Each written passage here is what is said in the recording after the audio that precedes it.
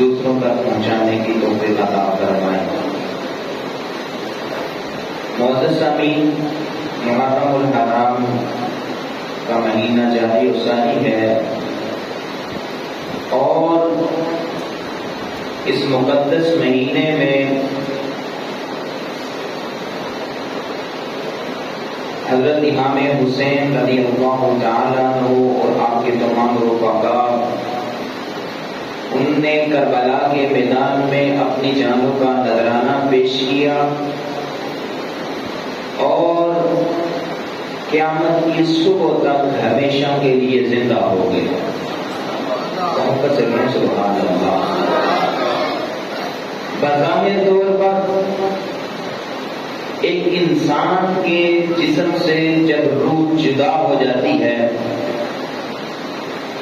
ایک روح کا جسم کے ساتھ جو تعلق ہوتا ہے، جو رابطہ ہوتا ہے، جب وہ منقطع ہو جاتا ہے تو وہ انسان ظاہری طور پر مر جاتا ہے، لیکن کچھ ہستیاں ایسی بھی ہیں کہ بظاہر طور پر جب روح جسم سے جدا ہو رہی ہوتی ہے، جب روح کا تعلق جسم سے الگ ہو رہا ہوتا ہے، وہ جو رابطہ ہوتا ہے وہ منقطع ہو رہا ہوتا ہے، تو ایک عام انسانی آنکھ سوچ یہ رہی ہوتی ہے کہ بندہ مر گیا ہے، لیکن قرآن پاک ان ہستیوں کے بارے میں کہتا ہے وہ ہمیشہ کے لیے زندہ ہو گئی۔ تو قرآن مجید فرقان حمید ان ہستیوں کے بارے میں ارشاد فرماتا ہے وَلَا تَقُولُوا لِمَن يُقْتَلُ فِي سَبِيلِ اللَّهِ أَمْوَاتٌ، فرمایا جو اللہ کے راستے میں شہید ہو جائیں ان کو مردہ نہیں کہنا ہے۔ بظاہر طور پر ہم انہیں کہتے ہیں کہ یہ مر گیا ہے، لیکن حقیقت میں وہ ہمیشہ ہمیشہ کی زندگی پا جاتا ہے، اور جب اس کی روح جسم سے جدا ہوتی ہے اور رب کی رضا کے لیے وہ اپنی جان کا نذرانہ رب کے سامنے پیش کرتا ہے، تو حقیقت میں قرآن مجید فرقان حمید کے مطابق قطعی طور پر ہمیشہ کے لیے وہ زندہ ہو جاتا ہے۔ اور قرآن مجید فرقان حمید ایک جگہ تو فرمایا وَلَا تَقُولُوا لِمَن يُقْتَلُ فِي سَبِيلِ اللَّهِ، کہ جو اللہ کے راستے میں شہید ہو جائیں انہیں مردہ نہیں کہنا ہے، اور ایک مقام پر ارشاد فرمایا ہے انہیں مردہ گمان بھی نہیں کرنا ہے۔ یہ کہتا ہے انسان کے ذہن میں گمان کو خیال آ جائے، فرمایا ان کے بارے میں خیال ہی نہیں کرنا، بلکہ فرمایا وہ ہمیشہ ہمیشہ کے لیے زندہ ہو گئے ہیں۔ اور اس کی مثال اسی ماہ 10 محرم الحرام کو 61 سن ہجری میں امام حسین رضی اللہ تعالیٰ عنہ نے اپنی جان اور اپنے تمام رفقا کی جان کو دین اور اسلام کی سربلندی کے لیے رب کی رضا کی خاطر کربلا کے میدان میں اپنا سب کچھ قربان کر کے بتا دیا ہے کہ حسین ہمیشہ کے لیے زندہ ہو گیا ہے۔ یہ تمام دنیا والوں کو یہ پیغام دے دیا۔ اب اصل میں کچھ لوگ یہ خیال کرتے ہیں کہ جب تک امام حسین رضی اللہ تعالیٰ عنہ کے واقعے کو بیان کیا جائے، کربلا کے منظر کو بیان کیا جائے، تو جب تک رونا نہ آئے تو کچھ لوگوں کا یہ خیال ہوتا ہے کہ کربلا کا واقعہ بیان ہی نہیں ہوا ہے۔ حالانکہ یہ علماء کا اس بات پر اتفاق ہے کہ ایسا بیان کرنا اور پھر کربلا کے واقعات کو ایسے دردناک ذریعے سے بیان کرنا کہ اگلے بندہ رونا شروع کر دے اور خود اس کا ارادہ ہو کہ میں خود بھی روں اور اگلا بندہ بھی رونا شروع کر دے، ایسے واقعات کا بیان کرنا یہ جائز نہیں ہے۔ یہ میں آپ کو بڑی اتھینٹک بات بتا رہا ہوں۔ آج کل سوشل میڈیا پر ایسے طرح طرح کے واقعات سنائے جاتے ہیں اور من گھڑت واقعات سنائے جاتے ہیں، من گھڑت، ان کی کوئی حقیقت نہیں ہوتی ہے۔ اور میں سے ایک دو میں آج آپ کے سامنے پیش کروں گا، اور ایسے ایسے رو رو کر بیان کیے جاتے ہیں اور پتہ نہیں جو بیان کرنے والا ہوتا ہے وہ کس طرح کے ساتھ اس کا تعلق ہے، اس کا مسلک کیا ہے، اس کا عقیدہ کیا ہے۔ آج کہتے ہیں لوگ کہ ہم مسلمان ہیں، میں نے کہا واہ بھائی تم اچھے مسلمان ہو، یہ تو بتاؤ تو صحیح مسلمان ہو کون سے؟ مسلمان تو حضور جانے کائنات صلی اللہ علیہ وسلم کے دور میں بھی ہوا کرتے تھے، لیکن حق کو واضح کرنا پڑتا ہے، بتانا پڑتا ہے کہ میرا تعلق اہل سنت و جماعت کے ساتھ ہے، حق کو واضح کرنا پڑتا ہے۔ پھر لوگ کہتے ہیں آپ تو تفرقے بازی کی بات کریں، میں کہا نہیں، یہ تفرقہ بازی نہیں ہے، بلکہ واضح کرنا پڑتا ہے کہ آپ مسلمان ہو، نبی کا کلمہ پڑھا ہے تو نبی کے اصحاب کے بارے میں تمہارا کیا عقیدہ ہے، نبی کی اہل بیت کے بارے میں تمہارا کیا عقیدہ ہے، نبی کی ازواج کے بارے میں تمہارا کیا عقیدہ ہے، الغرض جس چیز کی نسبت حضور جانے کائنات کے ساتھ ہو جائے تمہارا اس کے بارے میں کیا عقیدہ ہے۔ میں نے کہا ہمارا عقیدہ سن لو، حضور جانے کائنات سے جس چیز کو نسبت ہو جائے اس کے لگے ہوئے قدموں کی ہاتھ ہمارے سر کا تاج بن جایا کرتی ہے۔ ہمارا یہ عقیدہ ہے، ہمیں بتانا پڑتا ہے کہ ہم حق پر ہیں اور یہ بتانا واضح کرنا پڑتا ہے۔ آگے بھی آپ کو بتایا تھا حضور جانے کائنات صلی اللہ علیہ وسلم کی بارگاہ میں ترمذی شریف کے اندر موجود ہے کہ ایک شخص کا جنازہ لایا گیا، جب جنازہ لایا گیا تو حضور جانے کائنات صلی اللہ علیہ وسلم کو کہا کہ آپ جنازہ پڑھائیں۔ حضور جانے کائنات صلی اللہ علیہ وسلم نے انکار کر دیا، کہا میں اس کا جنازہ نہیں پڑھوں گا۔ تو آج تک بھی کچھ لوگ یہ کہتے ہیں میں تو بس فقط مسلمان ہوں، میرا جو ہے جی کسی میں فرقہ بازی میں نہیں پڑھنا چاہتا، میں فقط مسلمان ہوں۔ تو وہ بھی مسلمان تھا، کلمہ بھی پڑھتا تھا، نبی کریم صلی اللہ علیہ وسلم کو بھی مانتا تھا، خدا کو بھی مانتا تھا، الغرض فقط کیا تھا، دل میں بغض عثمان تھا۔ دل میں کیا تھا؟ بغض عثمان، یعنی نبی کریم صلی اللہ علیہ وسلم کے صحابی کا بغض تھا۔ حضور جانے کائنات صلی اللہ علیہ وسلم نے فرمایا میں اس کا جنازہ نہیں پڑھوں گا۔ کیوں؟ مسلمان بھی تھا، داڑھی بھی تھی، نبی کو بھی مانتا تھا، خدا کو بھی مانتا تھا، کہتا بھی تھا میں مسلمان ہوں، لیکن دل میں صرف بغض صحابی تھا۔ حضور جانے کائنات نے اسے قبول نہیں کیا۔ تو پتہ کیا چلتا ہے کہ بتانا پڑتا ہے، حق کو واضح کرنا پڑتا ہے کہ میں اہل سنت و جماعت کے ساتھ ہوں، جن کا عقیدہ حضور جانے کائنات کے ساتھ جا کر مل جاتا ہے۔ پھر بتانا پڑتا ہے، واضح کرنا پڑتا ہے۔ اب اس کا جنازہ نہیں بنایا تو اس سے ثابت کیا ہوتا ہے کہ جس کے جو بتائے طور پر کہے میں مسلمان ہوں، کہے میں نبی کا کلمہ پڑھنے والا ہوں، کہے میں خدا کو ماننے والا ہوں، لیکن اگر دل میں ذرا برابر بھی کسی نبی کے بارے میں، کسی صحابی کے بارے میں، کسی اہل بیت کے بارے میں، نبی کی کسی ازواج کے بارے میں ذرا برابر بھی دل میں بغض آ گیا، نہ اسے خدا قبول فرماتے ہیں نہ مصطفیٰ قبول فرماتے ہیں۔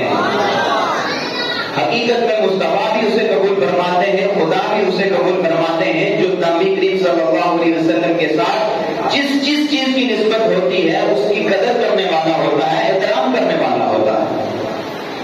اب یہاں پر بتا آپ کو یہ رہا تھا کہ واقعہ کربلا بیان کرتے ہوئے کچھ لوگ ایسے ایسے دردناک قصے اور کہانیاں انہوں نے منظر بنا لیے ہیں،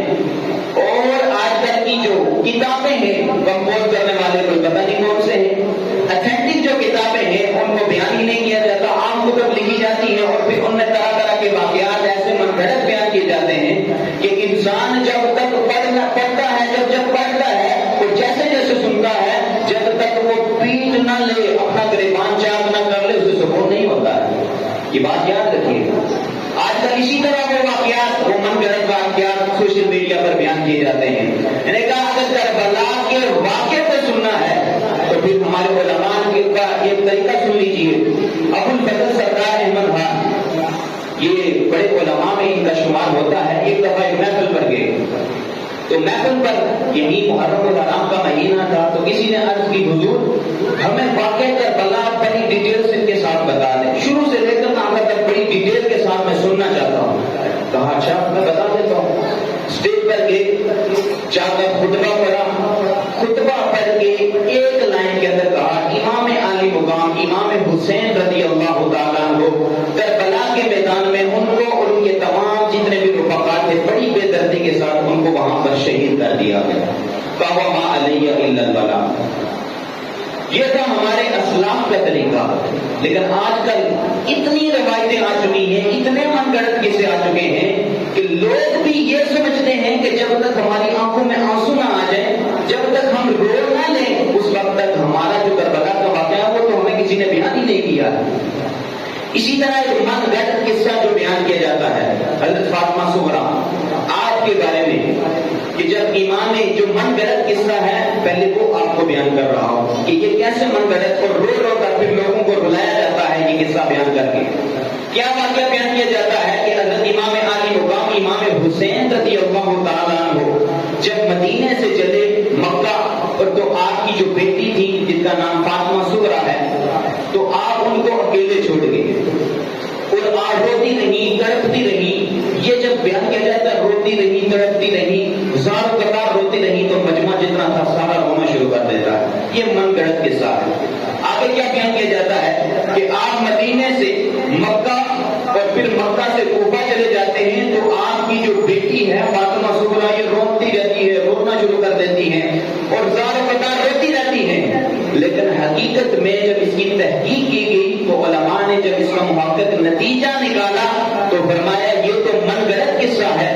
یہ تو جھوٹ بیان کیا جاتا ہے، یہ تو ممبر میں محراب پر بیٹھ کر کچھ ایسے لوگ ہیں جو فقط ان لوگوں کا مقصد یہ ہوتا ہے ہماری جیب پر رہے اور لوگوں کو رلاتے رہے اور لوگ اپنے پیسے ہمارے پر نچھاور کرتے رہے، ان کا تو یہ مقصد ہوتا ہے۔ فرمایا یہ من گھڑت قصہ ہے۔ حقیقت میں جب کربلا کے میدان میں امام عالی مقام موجود تھے تو آپ کی جو بیٹی فاطمہ صغریٰ ہے وہ بھی کربلا کے میدان میں موجود تھی۔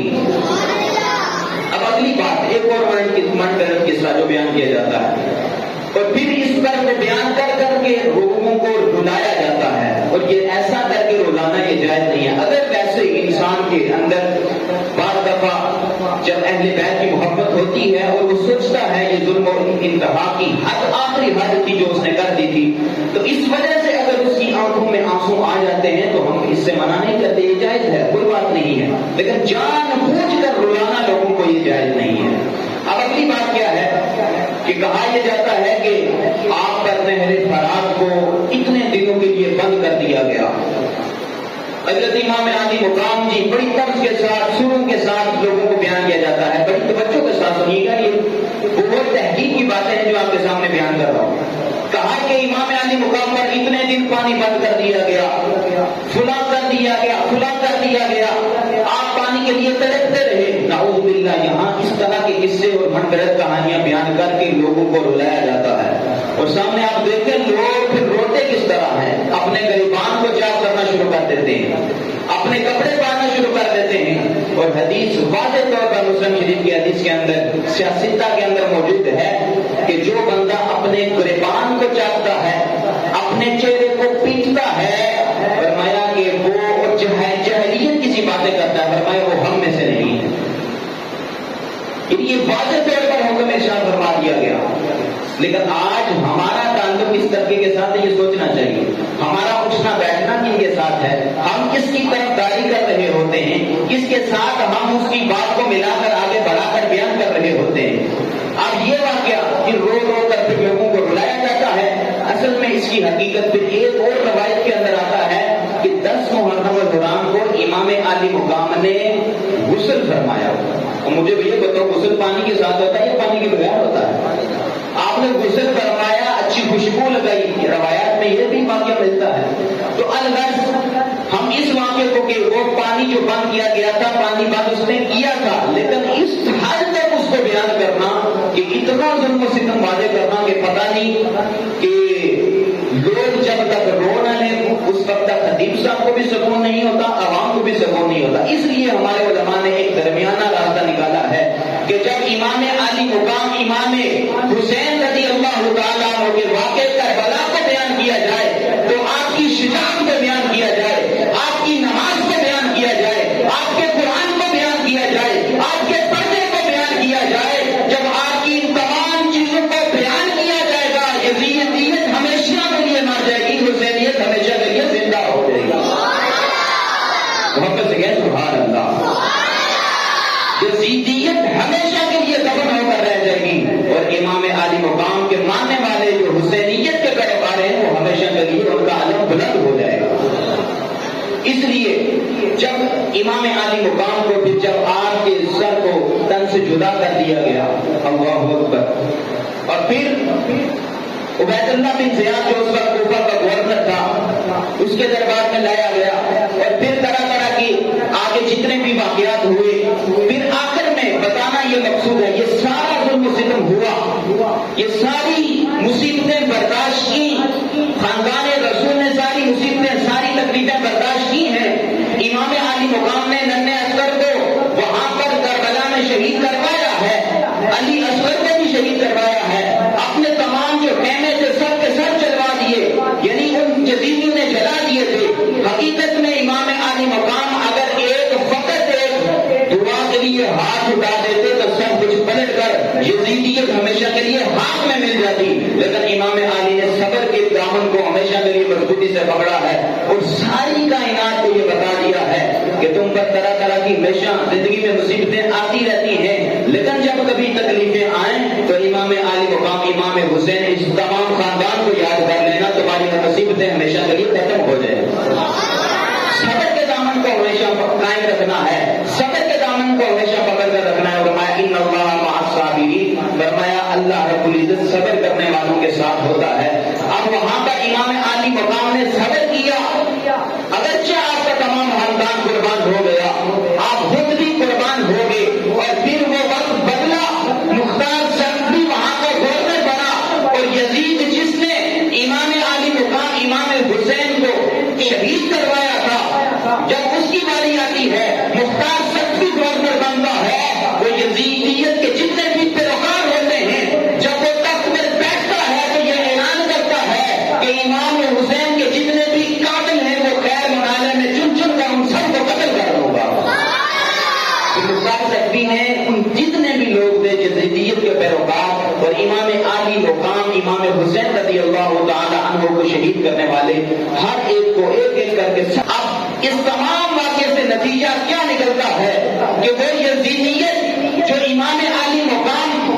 امام حسین رضی اللہ تعالیٰ عنہ کو کہہ رہا تھا بار بار بیعت کر لیں، اور امام حسین نے بیعت کیوں نہیں کی؟ کیونکہ یزید نبی کریم صلی اللہ علیہ وسلم کے دین کو بدلنا چاہتا تھا۔ امام علی مقام نے بیعت نہیں کی اور وقتی طور پر وہاں پر شہادت کو قبول فرمایا اور ہمیشہ کے لیے اسلام کے علم کو بلند کر دیا، اور پھر مختار سختی نے اللہ رب العزت کی طرف سے مختار سختی کو بھیجا گیا اور اس نے یزیدیت کے تمام پیروکاروں کو ختم کر دیا۔ اب اس سے نتیجہ کیا نکلتا ہے؟ وہ یزیدیت اور وہ یزیدی جتنے بھی فوج تھے جو یہ چاہتے تھے کہ ہم امام علی مقام کو شہید کر کے اس دنیا پر حکمرانی کریں گے، وہ کل بھی مردہ آباد تھے، آج بھی مردہ آباد ہیں۔ حسین کل بھی زندہ تھے، آج بھی زندہ آباد ہیں۔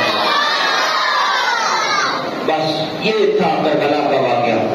اسی کو یاد رکھیں اور ادھر ادھر جانے کی ضرورت نہیں ہے۔ کوئی آپ کو یہ بیان کرے گا ان کے ساتھ یہ ظلم و ستم ہو گیا، یہ ظلم و ستم ہو گیا، انہیں چپ کر جا، کوئی زبان درازی کرنے کی ضرورت نہیں ہے۔ خاندان رسول کی جب بات آئے تو عزت اور شان کے ساتھ ان کی شان بیان کی جاتی ہے، پھر ان کی ضرورت کو بیان کیا جاتا ہے، پھر ان کے پردے کو بیان کیا جاتا ہے۔ اتنے ظلم و ستم ہوئے لیکن انہوں نے پردے کو نہیں چھوڑا ہے۔ لیکن آج ہمارا حال کیا ہے؟ ایک مثال آپ کو جو سناتا ہوں، آج ہمارا حال کیا ہو چکا ہے معاشرے کا۔ اگر ہم جوتی لے کر آتے ہیں نا مسجد میں، جوتی لے کر تو اسے اٹھاتے ہیں اور نظروں سے دوسرے کی نظروں سے چھپا کر رکھتے ہیں کہ کوئی دیکھ نہ لے، دیکھ لے گا تو اٹھا کر لے جائے گا۔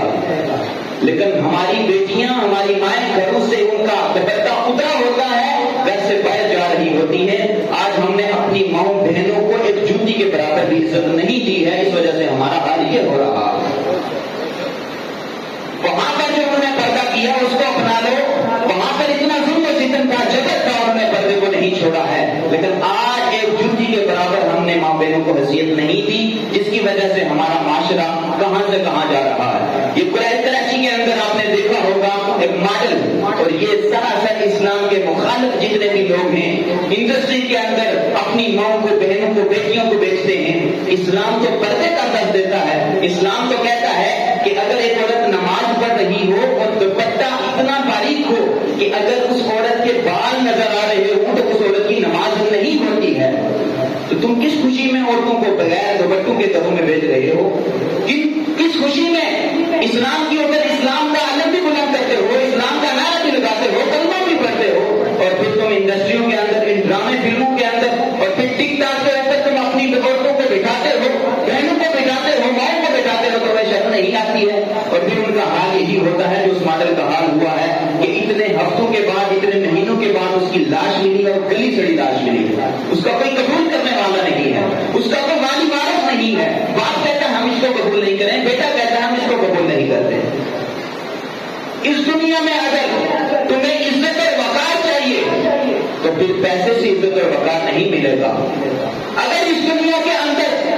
تمہیں اپنا نام چاہیے تو وہ پھر پیسے سے نہیں ملے گا۔ اس دنیا کے اندر اگر تم چاہتے ہو کہ کل قیامت کی صبح تک تمہارا نام زندہ رہے تو پھر اس پیسے سے، اس بدبختی سے، اس یوٹیوب کے اوپر گمراہی پھیلانے سے اور بے پردہ اپنے عورتوں کو دکھانے سے تمہیں کبھی کامیابی نہیں ملے گی، بلکہ اگر چاہتے ہو کہ قیامت کی صبح تک تمہارا نام زندہ رہے تو پھر امام عالی مقام کو دیکھ لو، اپنا سب کچھ حضور کی ذات پر قربان کر دیا، قیامت کے دن تک آپ کا نام جاری و ساری رہے گا۔ یہ اپنا نام چاہتے ہو تو پھر اپنی جان کو حضور صلی اللہ علیہ وسلم کی جان پر فدا کر دو، حضور جان کائنات صلی اللہ علیہ وسلم کی ہر سنت پر عمل کر لو، تو پھر دنیا میں بھی کامیاب ہو جاؤ گے، تمہارا نام ہو جائے گا، قبر میں بھی خوشی ہوگی، سرکار خود تمہیں استقبال کے لیے تشریف لے آئیں گے، اور بروز محشر بھی تمہارا انجام نیکوں کے ساتھ ہوگا اور جنت میں داخلہ ہو جائے گا۔ اب ایک اور جو اس وقت واقعہ ہوا ہے اس کی طرف روشنی ڈالوں گا۔ حضور جان کائنات صلی اللہ علیہ وسلم کے ہر صحابی کے بارے میں ہمارا عقیدہ کیا ہے؟ وہ جنتی ہے۔ ہر صحابی نبی، ہر صحابی نبی، محبت کے ساتھ ذرا بولیے گا یہ پیغام پوری سوشل میڈیا پر جانا ہے، اور ایک پیغام اس جامعہ مسجد شاہ جہاں سے ایسے جانا چاہیے کہ پھر آئندہ کوئی بدبخت کسی صحابی کے بارے میں کوئی الفاظ، کوئی زبان درازی نہ کرے۔ آج سوشل میڈیا کے اوپر ایک رجب بٹ نامی شخص ہے، اس نے ماتم کرتے ہوئے، اکثر لوگ اس کو جانتے ہوں گے اور نوجوان طبقہ جو اس کو اپنا آئیڈیل مانتا ہے، میں ہاتھ جوڑ کر آپ سے گزارش کرتا ہوں ان کو اپنا آئیڈیل نہ بنائیں۔ سوشل میڈیا پر یہ اپنی عورتوں کو دکھا کر، اپنی بہنوں کو دکھا کر، اپنی ماں کو دکھا کر یہ جتنا بھی پیسہ کماتے ہیں یہ سب حرام ہے، تھوڑا کھائیں، حلال کا کھائیں، اسی میں سکون ہے، اسی میں کامیابی ہے۔ اور بتانا یہ چاہ رہا ہوں، رجب بٹ نامی شخص، اس نے صحابہ کرام کی گستاخی کی ہے اور حضرت امیر معاویہ کے خلاف اس نے بکواسات کیے ہیں اور حضرت ابو سفیان رضی اللہ تعالیٰ عنہ کے خلاف بکواسات کیے ہیں۔ میں یہ کہنا چاہتا ہوں آج اس ممبر کا حق ادا کرنے کے لیے، اور کل قیامت کے دن مجھ سے یہ سوال نہ ہو جائے کہ ممبر پر بیٹھ کر تم نے ضیاء کر دیا، اور ان کے خلاف پہلے نہیں، اس لیے یہ سب کے سامنے ریکارڈ کروا رہا ہوں۔ رجب بٹ نامی وہ لعنتی لائن شخص ہے، نبی کریم صلی اللہ علیہ وسلم نے فرمایا میرا ہر صحابی جنتی ہے، جس کے بارے میں حضور جانے کائنات فرما دیں یہ جنتی ہے۔ آج اس دنیا کا کوئی خبیث شخص رجب بٹ جیسا نامی بےغیرت شخص اٹھ کر صحابہ کرام کو بکواسات کرتا ہے، آپ سب نے مل کر کہنا ہے جو نبی کے کسی صحابی پر لعنت بیچتا ہے وہ خود لعنتی ہے۔ رجب بٹ پہ لعنت آپ پر نے کہنا بے شمار بے شمار، رجب بٹ پہ لعنت، رجب بٹ پہ لعنت۔ اگر کوئی بھی نبی کسی نبی کریم صلی اللہ علیہ وسلم کے صحابی کو برا بھلا کہتا ہے اس پہ لعنت، اس پہ لعنت۔ لعنت کوئی عام نہیں ہے، خود حضور جانے کائنات صلی اللہ علیہ وسلم کے فرمان سے ہمیں یہ سبق ملتا ہے کہ جو نبی کریم صلی اللہ علیہ وسلم کے کسی صحابی کو برا بھلا کہے اس پر لعنت بیٹھتی ہے۔ حضور جانے کائنات صلی اللہ علیہ وسلم نے ارشاد فرمایا،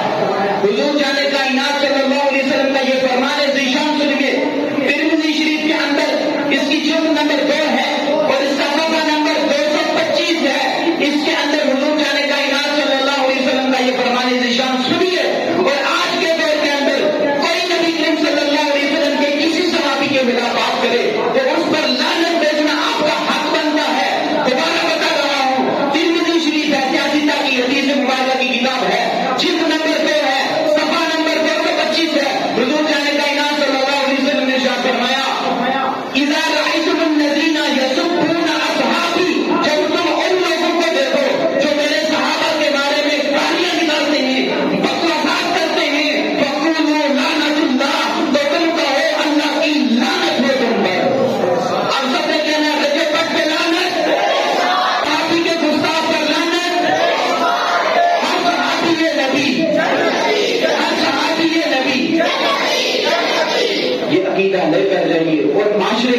ان لوگوں کو میں دوبارہ آپ کو تاکید کر رہا ہوں، آئیڈیل نہ بنائیے۔ آج ہمارے نوجوان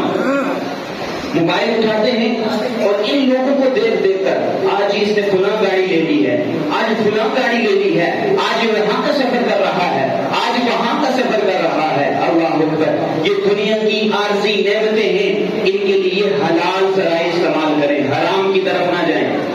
جنت کی ایک نعمت، جنت کا ایک پھل، جنت کی نعمت کے بارے میں آپ کو بتا دوں، ایک پھل اگر کسی کو مل جائے ساری زندگی کھاتا رہے، وہ پھل ختم نہیں ہوتا ہے۔ تو بھائی اس کے لیے تیاری کرنی ہے یا اس عارضی زندگی کے لیے تم نے ان لوگوں کے پیچھے لگ کر پھر تم نے اپنی ماں کو سوشل میڈیا پر لانا ہے، اپنی بہنوں کو سوشل میڈیا پر لانا ہے؟ خدارا دھیان کرنا ہے، ان لوگوں سے بچ کر لینا ہے اور اپنے آپ کو ان لوگوں کی صفوں میں شامل کرنا ہے جو صحابہ کا ادب کرنے والے ہیں۔